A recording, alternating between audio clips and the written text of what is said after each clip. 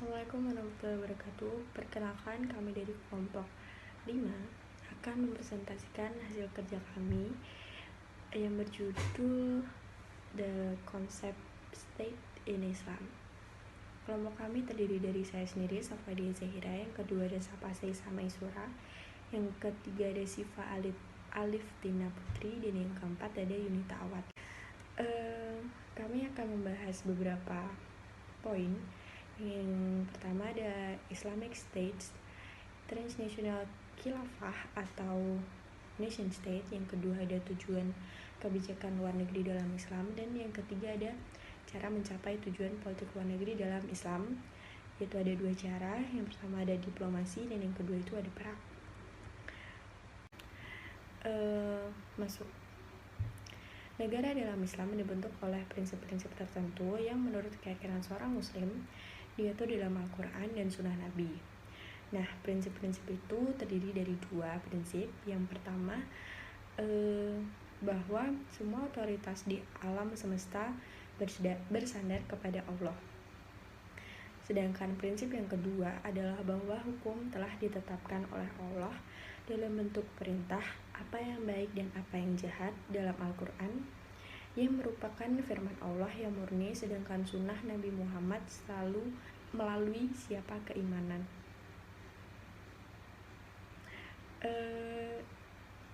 Negara yang dikelola dan dijalankan sesuai dengan hukum Islam secara teknis disebut Darul Islam atau negara damai.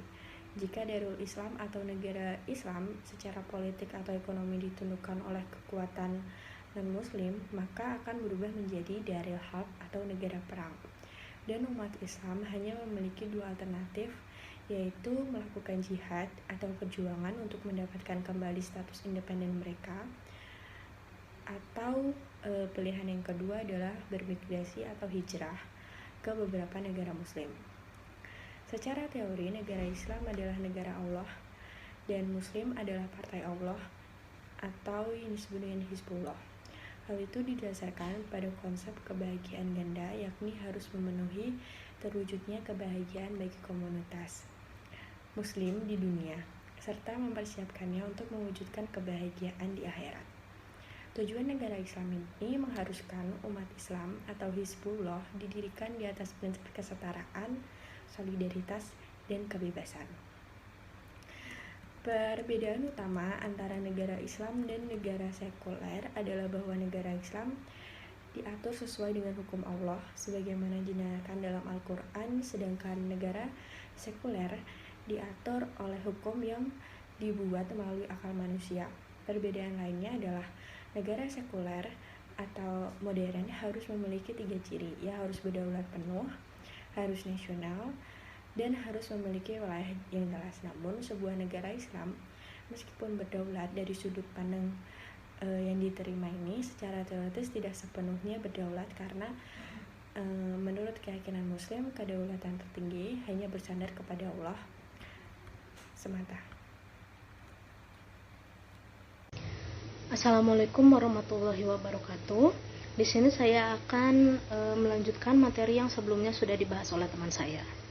Jadi, terdapat beberapa pemikir muslim yang kemudian mengatakan bahwa Nabi adalah raja yang disebutkan di dalam Al-Quran, di mana argumen ini kemudian didukung dengan tulisan-tulisan milik Plato dalam teori filsuf raja, dan kemudian mengembangkan konsep Nabi Imam atau Nabi Raja. Sayangnya, terdapat dua hal yang kemudian memunculkan keberatan dalam argumen ini. Yang pertama adalah dalam Al-Quran sendiri, Allah sebenarnya membicarakan raja-raja sebelum Islam, dan umat muslim memiliki fitrah untuk melakukan segala sesuatu urusan melalui musyawarah. Dan yang kedua adalah fakta bahwa sesungguhnya Nabi SAW tidak pernah mengklaim dirinya sendiri sebagai raja. Dan selama masa negara Islam didirikan di Madinah, Nabi SAW memerintah pemerintahan sebagai penengah tunggal, di mana Nabi SAW adalah seorang kepala muslim tetapi tidak memiliki hak seperti seorang raja, tetapi lebih sebagai kepala eksekutif, di mana capnya kemudian memberikan legitimasi kepada dokumen-dokumen negara. Selanjutnya, pada masa khalifah, metode berbeda kemudian diambil untuk mengangkat khalifah, di mana penunjukan dikonfirmasi oleh komunitas muslim melalui persetujuan resmi sarana baiat. Pasca Nabi Shallallahu Alaihi Wasallam wafat, umat Islam di Madinah kemudian membentuk kelompok-kelompok politik berbeda seperti Muhajirin, Bani Hashim, dan Ansor, di mana setiap kelompok memiliki pemimpin masing-masing. Dan Umar kemudian mencalonkan Abu Bakar sebagai kepala negara dan diterima oleh Abu Bakar, yang kemudian mengakibatkan Muhajirin dan Ansor kemudian bersumpah setia melalui baiat. Selanjutnya, pada pemilihan khalifah yang kedua, Umar kemudian dicalonkan oleh Abu Bakar, di mana komunitas muslim sendiri kemudian sudah percaya pada Abu Bakar, sehingga rekomendasinya bisa diterima dan Umar dikonfirmasi pada publik melalui baiat. Sebelum kematiannya, Umar kemudian membentuk sebuah kemudian membentuk sebuah lembaga pencalonan yang kemudian memungkinkan bagi para calonnya untuk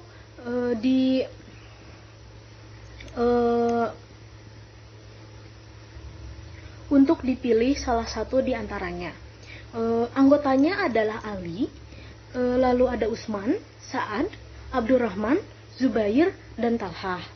Di mana setelah proses tersebut, kemudian Utsman terpilih sebagai penerus selanjutnya. Dan pasca Utsman wafat, orang-orang kemudian berkumpul dan meminta Ali menjadi pengganti selanjutnya, di mana Ali sendiri kemudian menolak untuk menerima baiat secara pribadi dan meminta penunjukan dilakukan bersifat terbuka oleh komunitas-komunitas muslim.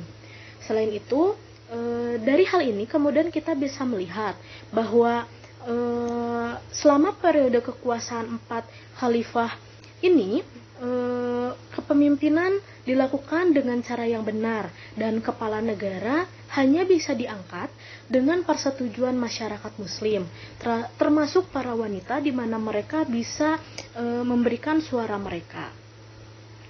Pasca 4 kekhalifahan pertama, kemudian terjadi perubahan sejak 661 Masehi hingga 1258 Masehi, di mana kemudian muncul interaksi berbagai kekuatan serta peristiwa yang kemudian menyebabkan adanya perubahan dalam kekhalifahan. Muawiyah yang menjadi khalifah pada tahun 661 Masehi, menurut para ahli hukum,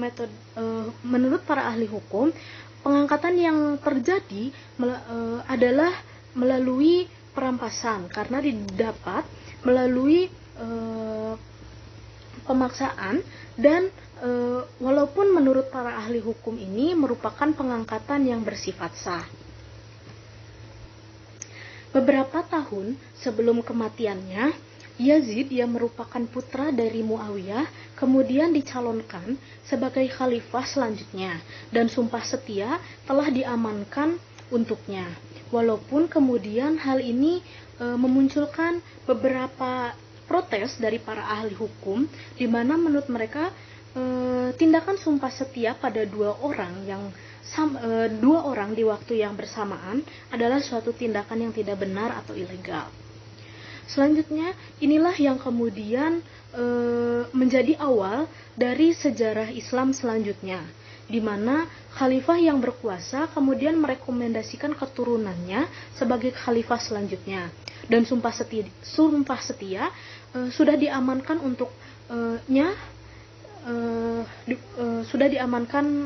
untuk para penerusnya tersebut. Dan pada pemerintahan Abbasiyah muncul nominasi ganda, yaitu 2 penerus dalam memegang jabatan. Sayangnya, pengaturan ini kemudian memicu munculnya perang suksesi, dan disinilah hak raja kemudian diperlihatkan. Jika sebelumnya hak yang dimiliki oleh khalifah adalah hak materai dan hak khutbah, pasca Abbasiyah ini kemudian muncul 3 hak baru, yaitu diantaranya adalah hak tahta, hak mengukir nama di dalam mata uang, dan hak bagian terbatas untuk penggunaan yang bersifat eksklusif. Hal inilah yang kemudian memicu kemajuan bentuk pemerintahan yang awalnya bersifat republik berubah menjadi pemerintahan yang bersifat turun-temurun atau dinasti monarki, dan memunculkan adanya disintegrasi komunitas muslim melalui perselisihan komunitas muslim yang terus-menerus terjadi. Terima kasih, akan dilanjutkan oleh teman saya. Assalamualaikum warahmatullahi wabarakatuh. Baiklah, di sini saya akan melanjutkan pemaparan dari teman saya dimulai dari berkembangnya Islam modern. Jadi kebangkitan Islam modern itu pertama kali muncul sekitar abad ke-18 dan seterusnya berkembang secara bertahap. Dalam hal ini banyak negara nasional muslim merdeka atau menyatakan diri sebagai semi-independen muncul di seluruh dunia Islam. Beberapa di antaranya mengadopsi sistem monarki turun-temurun atau bisa dikatakan sebagai dinasti majelis legislatif. Kemudian diketahui dalam sejarah setelah pecahnya Kekaisaran Ottoman dan juga penghapusan khilafah pada tahun 1924 di Konstantinopel, Turki merupakan negara pertama di dunia Islam yang memajukan penalaran yang menyatakan bahwa kekuatan khalifah atau imam dapat dipegang oleh majelis terpilih. Demikianlah hal ini dipandang sebagai kawaraj. Dalam sejarah Islam sebelumnya berpendapat bahwa tidak wajib bagi komunitas muslim untuk menunjuk seorang khalifah, tetapi muslim dapat mengatur urusan mereka sendiri dengan musyawarah bersama seperti yang berdasarkan pada Al-Quran. Kemudian diketahui dalam sistem demokrasi Islam modern, beberapa negara Islam memang menganut metode demokrasi dari ide-ide barat. Sistem demokrasi inilah yang membuat negara Islam bisa menjalankan perkembangan kepemimpinannya secara otoriter dan juga tertata meskipun diadopsi oleh negara-negara barat untuk mencapai tujuan yang sama. Lantas, semenjak menganut sistem demokrasi, Syura di sini hanya berperan sebagai sebuah badan penasehat atau ahli yang harus diangkat oleh khalifah atau imam melalui seleksi atau pencalonan dan bukan pemilihan untuk tujuan musyawarah. Argumen-argumen yang dikemukakan untuk mendukung metode demokrasi ijma atau syura memang harus menjalankan urusan komunitas muslim melalui musyawarah timbal balik, dan badan tersebut tidak dapat dibentuk kecuali melalui perwakilan terpilih dari komunitas muslim. Lalu di sini muncul juga beberapa kelompok politik yang ada di dalam komunitas muslim, yaitu diantaranya ada Ansar, kemudian Muhajirin, Banu Hashim, Syi'an-i Ali, dan juga Kawaraj. Lalu dari pergantian zaman Islam modern ini bisa dikatakan bahwa sebuah negara nasional muslim tidak dapat mengklaim dirinya sebagai negara Islam terkecuali konstitusinya secara ketat mematuhi prinsip-prinsip kedaulatan tertinggi yang berada di tangan Allah Subhanahu wa Ta'ala dan juga supremasi hukum Islam.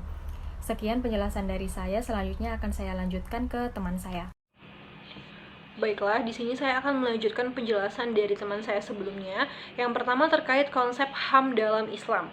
Jadi konsep HAM dalam Islam itu didasarkan pada ideologi kapitalis atau Marxis, yang mana ciri khasnya secara luas mengandung dua kategori hak Allah atau hakullah dan juga hak laki-laki atau hakul ibad negara Islam. Hak-hak perlawanan yang dapat langsung diterima dari Al-Quran dan Sunnah ialah meliputi berbagai hal seperti kehidupan, kebebasan individu, kesetaraan di hadapan hukum, dan larangan terhadap kebijaksanaan yang tidak dapat diterima. Kemudian juga ada keadilan, persidangan yang adil, kebebasan untuk berekspresi, memiliki kepercayaan ataupun keimanan, serta berbagai manajemen urusan publik. Kemudian juga ada perlindungan minoritas bagi mereka yang berpartisipasi dan juga hak-hak terkait wanita. Sejak masa-masa khalifah yang telah dibimbing dengan benar sejak semua orang mempelajari Al-Quran dan As-Sunnah telah memiliki pemahaman menyeluruh tentang hak-hak tersebut. Nah, ini dapat diilustrasikan dengan contoh bahwasanya Islam itu tidak mengizinkan adanya gangguan ke dalam urusan pribadi ataupun keluarga.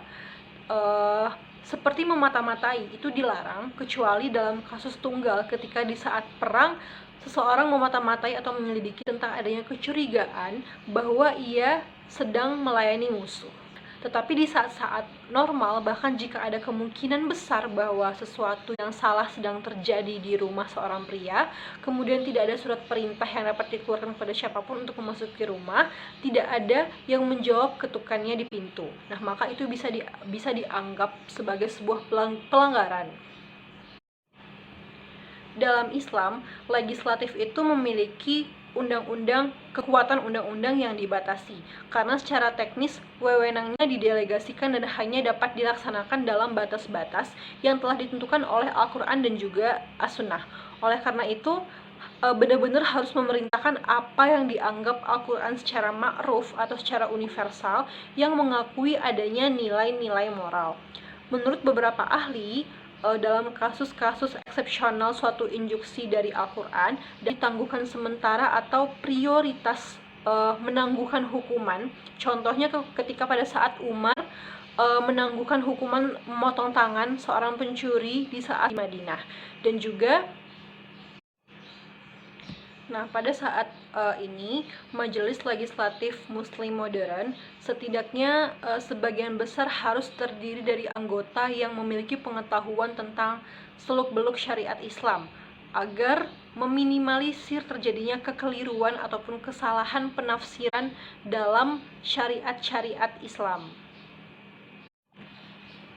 Adapun untuk periode sementara perangkat konstitusional telah diadopsi oleh beberapa negara muslim nasional untuk mengurangi kesalahan dalam penafsiran, yaitu dengan cara membuat ketentuan dalam assembly dari komite terpisah dari ulama yang memiliki kekuasaan untuk mengawasi kegiatan legislatif majelis dan merupakan badan ulama di luar majelis. Demikianlah presentasi kami dari kelompok 5 sore hari ini. Semoga dapat dipahami dan mohon maaf apabila masih terdapat beberapa penjelasan yang kurang jelas. Terima kasih atas perhatiannya. Wassalamualaikum warahmatullahi wabarakatuh.